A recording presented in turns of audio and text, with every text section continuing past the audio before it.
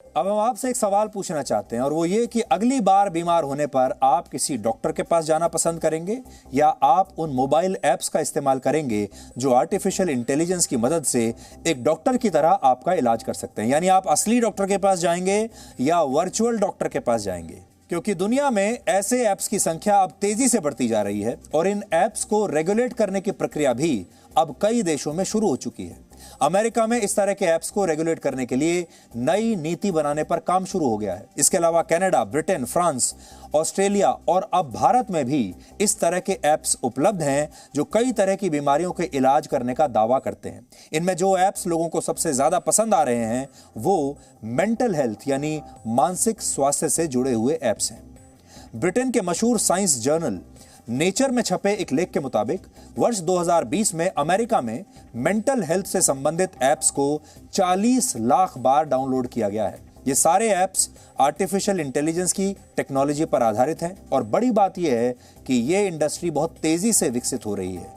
एक अनुमान के मुताबिक वर्ष 2026 तक दुनिया में आर्टिफिशियल इंटेलिजेंस बेस्ड यानी AI based health care apps की ये इंडस्ट्री 37 बिलियन यूएस डॉलर्स यानी 2,80,000 करोड़ रुपए की हो जाएगी और ये सब कुछ आर्टिफिशियल इंटेलिजेंस की मदद से मुमकिन हो पाया है। सबसे पहले आज आपको ये बताते हैं कि आर्टिफिशियल इंटेलिजेंस क्या है और ये एप्स कैसे काम करते हैं। जब एक मशीन में इंसानों की तरह सोचने, समझने, बात करने और फैसला लेने की क्षमता विकसित कर ली जाती है तो उस टेक्नोलॉजी को आर्टिफिशियल इंटेलिजेंस कहते हैं। सरल शब्दों में कहें तो यह टेक्नोलॉजी इंसान के मस्तिष्क की तरह ही काम करती है और अब इसका इस्तेमाल लोगों को इलाज करने के लिए भी किया जा रहा है, यानी ये एक डॉक्टर की तरह प्रयोग हो रही है। उदाहरण के लिए ब्रिटेन में हाल ही में इस टेक्नोलॉजी पर आधारित एक ऐप लॉन्च हुआ है जो मरीजों के लक्षण और उनसे कुछ सवालों के जवाब जानने के बाद उनकी बीमारी का पता लगाता है। अगर आप अब भी नहीं समझे तो आपको सरल भाषा में बताते हैं कि यह ऐप कैसे काम करेगा। मान लीजिए आपको लगातार कई दिनों से खांसी हो रही है और आपको ऐसा लगता है कि आपको टीबी की बीमारी हो सकती है, तो इस ऐप पर आपको लॉगिन करना होगा और इसके बाद आप इस ऐप पर अपनी खांसी की आवाज के नमूनों को रिकॉर्ड करके आपको भेजना होगा। अलग अलग समय पर 8 से 10 नमूने इकट्ठा करने के बाद यह ऐप आर्टिफिशियल इंटेलिजेंस की मदद से आपको यह बता देगा कि आपको टीबी हो सकती है या नहीं हो सकती।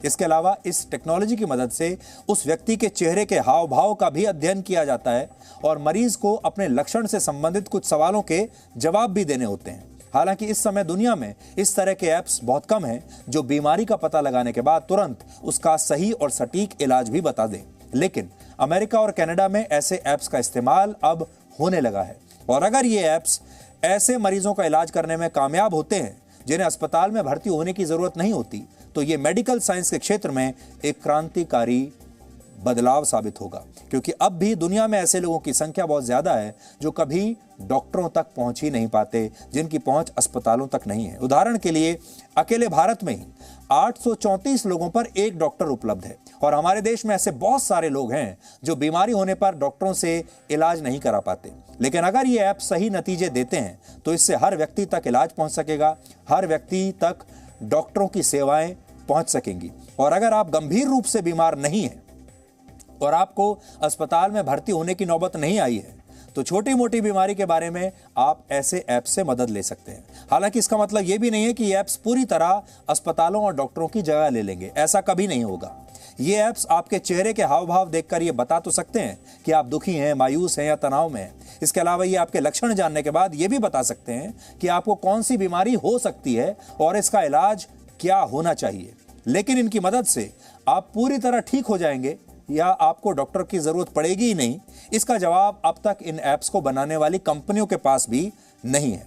एक और बात, पिछले एक दशक में आर्टिफिशियल इंटेलिजेंस ने इंसानों के बीच खुद को इतना विकसित कर लिया है कि लोग इंसानों से ज्यादा इस टेक्नोलॉजी पर आधारित डिवाइसेस और ऐप्स पर ज्यादा भरोसा करने लगे हैं। हालांकि ह्यूमन इंटेलिजेंस और आर्टिफिशियल इंटेलिजेंस की इस लड़ाई में इंसानों को कम करके आंकना एक बड़ी भूल भी हो सकती है। लेकिन एक और बात है जिससे आप बच सकते हैं, वो ये कि आजकल हेल्थ केयर में बहुत भ्रष्टाचार होने लगा है। लोगों को डॉक्टरों पर भी विश्वास कम होने लगा है और लोगों को कई बार समझ में नहीं आता कि जब वो अस्पताल में जा रहे हैं, जो महंगे महंगे टेस्ट उनको बताए जा रहे हैं, उनकी ज़रूरत है भी या नहीं।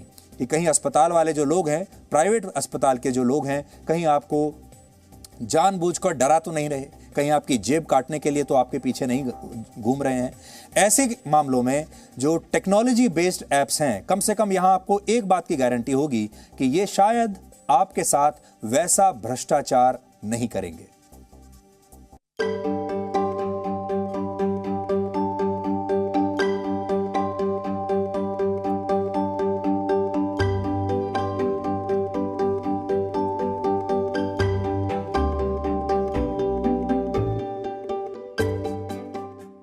कुछ चीजों के लिए आर्टिफिशियल इंटेलिजेंस इतनी अच्छी हो गई है कि रेडियोलॉजिस्ट शायद उसको देखने की जरूरत ना पड़े। ये एक एक्सरे है छाती का, यहाँ पे जो डॉक्टर ने बोला, रेडियोलॉजिस्ट ने बोला और कंप्यूटर ने बोला, उसमें यहाँ देखिए फर्क आ रहा है। कंप्यूटर ने कहा हाँ ये खराबी है और डॉक्टर ने बोला नहीं है। तो यहाँ पे जो आपका प्रश्न था कि क्या ये डॉक्टर को रिप्लेस कर देगा, तो अभी तो लगता नहीं है। फिर भी फिर भी ये है कि ये डॉक्टर का हेल्पर जरूर बन सकता है। ये यूनिफॉर्मिटी ला सकता है रिपोर्टिंग में, ये एक्यूरेसी को बढ़ा सकता है, क्योंकि ये दिखा देता है यहाँ लगता है खराबी है तो हम उसको डायरेक्टली देख लेंगे।